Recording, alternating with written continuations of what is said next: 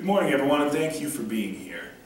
Imagine you are watching Illinois battle Michigan here at Memorial Stadium, and the referees decide to make a rule that Michigan gets a first down for every 5 yards, and then Michigan gets a first down. And then they say their next first down only takes 2 yards, and their first touchdown is going to be worth 14 points. That seems like a little bit of an unfair ruling, doesn't it? But believe it or not, that's how the current presidential primary system works in America today. My partner and I are here today to stand in affirmation of the resolution resolved. The U.S. should hold all presidential primary elections on the same day. I'm going to briefly offer 2 definitions to clarify this topic before moving into my 2 case arguments. The first definition is that of presidential primary elections. These are orchestrated by the national or state party, and they let you choose who should run for president. So, for example, in 2008, Barack Obama defeated Hillary Clinton in the Democratic presidential primary, setting up the national election.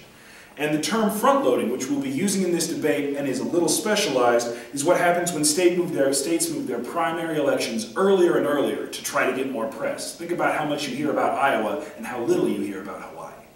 Now, there are 2 reasons why we stand in strong affirmation of this resolution today. First, because unified primaries would ensure equal representation and prevent certain states, think Iowa again, from wielding too much power. And second, because it would end front-loading and streamline the election process. In regards to our first point, that a single day would ensure equal representation, our current system does not allow everyone to be equally represented. States that vote early winnow the field of candidates, so that Iowa gets to choose from 15 possible candidates, such as Chris Dodd and Grassley and all sorts of other candidates that ran in 2008. But by the time you get to the last states, like Washington and Hawaii, there's only 2, if even that many people running. Not everyone gets to register their vote. Also, studies find that voters in New Hampshire and South Carolina wield up to 20% more influence and more power than their counterparts in later states. That's according to Schiff from 2010, and so we can see pretty clearly that it's unequal.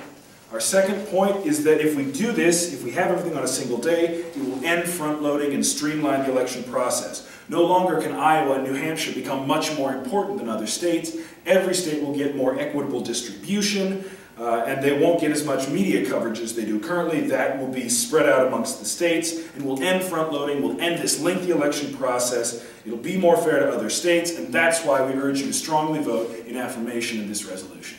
Thank you.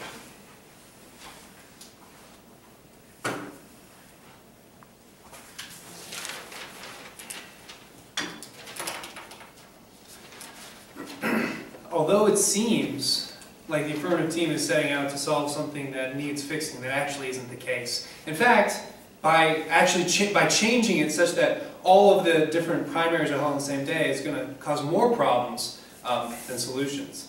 So in response to the affirmative team's case argument 1, that it would ensure equal representation prevents certain states from wielding undue power, I argue instead that populous states would wield even more influence than others, and voters would be underrepresented and ignored in other states.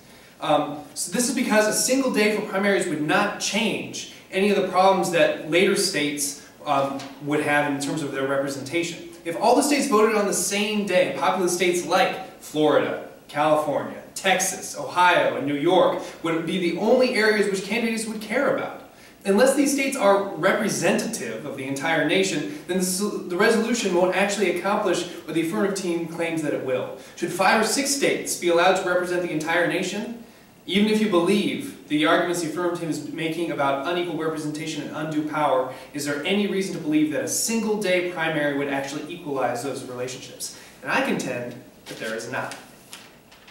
In regards to the second affirmative team case argument, that it would end front-loading and streamline the election process, I argue that streamlining is not always a good thing, and there's no proof, in fact, that the affirmative team's position would end front-loading. Mentioned that a single-day primary would end the process of front-loading, which would extends the campaign season significantly. However, all of this rests on the assumption that a streamlined election process is necessarily a better one. Sometimes taking more time is not necessarily bad. For example, would you want to streamline the process of having a doctor earn their ability or their would you want a doctor to streamline their medical degree or a lawyer to streamline their law degree? Certain important positions require a lengthy process to ensure competence and clarity. It is a form of vetting or finding out more information about the candidate, and that is vitally important. And this argument is better because it indicates the problems with assuming that doing something more quickly means doing it better. Furthermore, it extends our points from, or the idea that we need to have an informed and engaged electorate.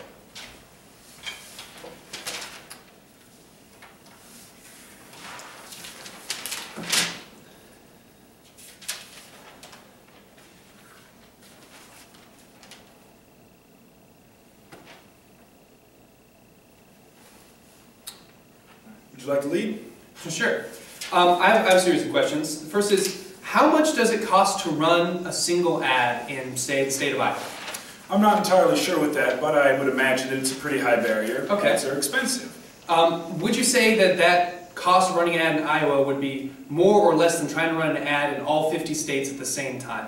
I'd say that it would probably be less, but that is assuming that it's better to give that one state of Iowa more power, and that if something's cheaper, it's necessarily better. Let me put it another way. Would the cost of running ads in all states simultaneously be prohibitive for candidates who are not necessarily a part of major political parties? Now, it's possible that cost would be prohibitive of running ads in all states simultaneously, but let's keep in mind that these are elections. Cost is always prohibitive. So that doesn't really necessarily impact the larger point here. Thank you. Now, I was curious, you said that populous states would still wield more power. Mm-hmm. Is there any sort of resolution you can think of that would fix that problem, that would make New Hampshire just as important and powerful as California? See, I think that assumes there is a problem. If it ain't broke, don't fix it. Okay, thank you. I'd like to go ahead and take 30 seconds of my prep time here.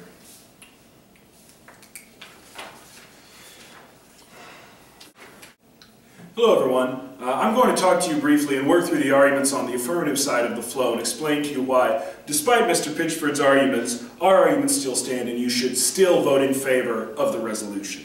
In response to our argument that a single day would provide equal representation, the negative team said, but hold on, populous states will still wield power. California and Florida will still be more important. But as you noted in the cross-examination, they admitted that there's not really any system that's going to fix that. Furthermore, we contend that that's not a problem we should try to fix. California and Florida, because they're more populous, are always going to wield more influence, even in the national election. As a matter of fact, that's why we have systems like the Electoral College, to help balance that. However, our resolution makes the world better by making sure that those states don't wield undue influence throughout the primary process as well, where we would contend the issue of choice is even more important, because you're not choosing between 2 people, or 3 for a third party, rather you're choosing between anywhere from 20. At least you are if you are in Iowa. If you're in Hawaii, you get no choice at all, and that's why you should still prefer our argument.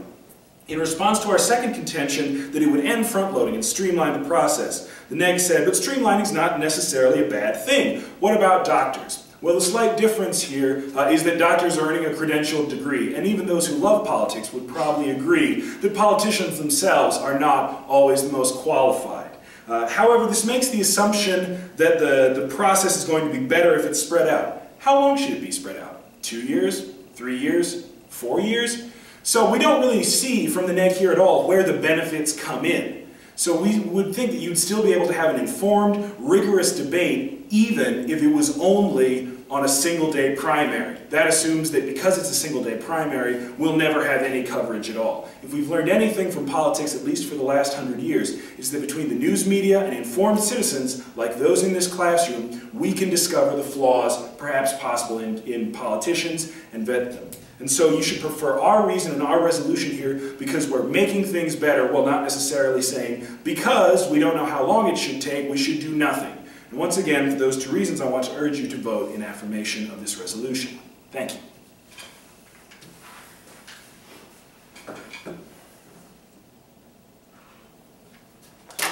There's an old saying that if something ain't broke, then it shouldn't be fixed. And while this aphorism may be questionable in general, it certainly relates to this particular proposition.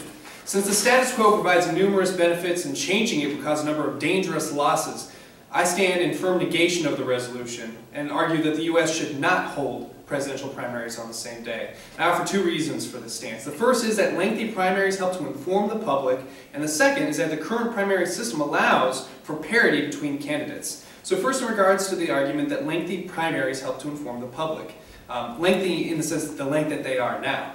So the current system spreads the primary election process out, and this necessitates media coverage, political commentary, and citizen observations of the candidates. This increase in attention means that information about candidates' stances, previous voting records, donors, and beliefs will be widely accessible. Sides, in 2012, explains that the media does a good job of informing voters, even if the coverage is not always ideal.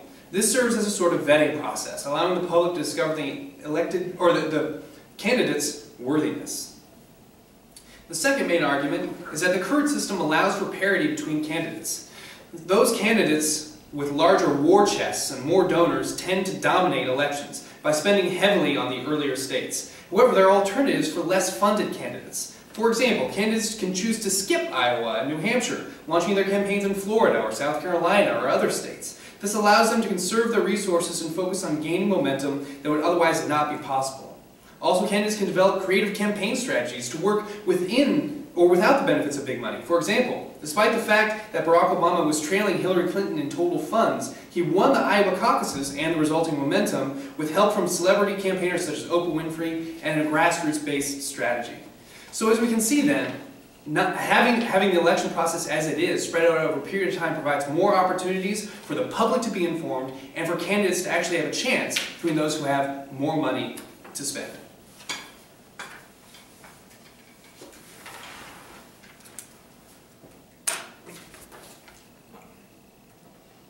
I'm going to work through and respond to the negatives case arguments in this speech. So the negatives stood up and said that this great, lengthy, drawn-out process informs the public. It's